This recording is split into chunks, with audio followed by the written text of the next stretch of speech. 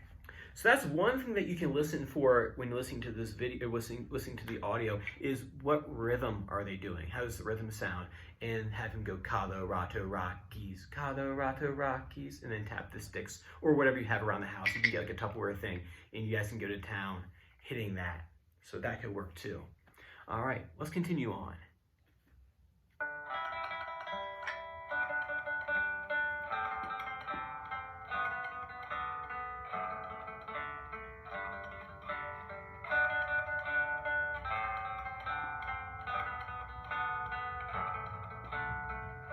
Wait a minute, what happened there?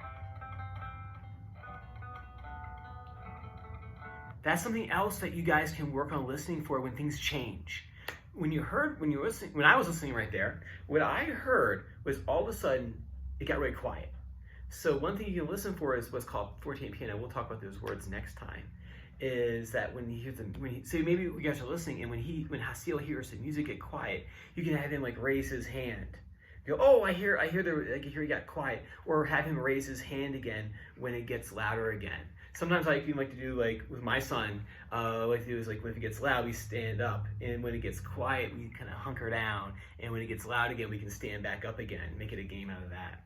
So that's what I want you to listen for. So like loud and soft, and Colorado Rockies rhythm, Colorado Rockies, and you guys can tap it back and forth with each other. So say if he does Colorado Rockies, you can tap back Colorado Rockies, and you can pass it back and forth like a conversation. Cool. So those are the 4 things that I wanted to talk about today. I want to review sitting position, G, B, and E, moonwalking on the G, B, and E, and then lastly, active listening with one of the Twinkle variations this week. And then that CD, go ahead and start listening to all those, because he's going to play those all eventually anyway. So, all right. If you have questions, you know what to do. You can send me a video back or email back with anything, and I'll do my best to answer. So have a good Memorial Day weekend, and I will catch you the following week. Bye-bye.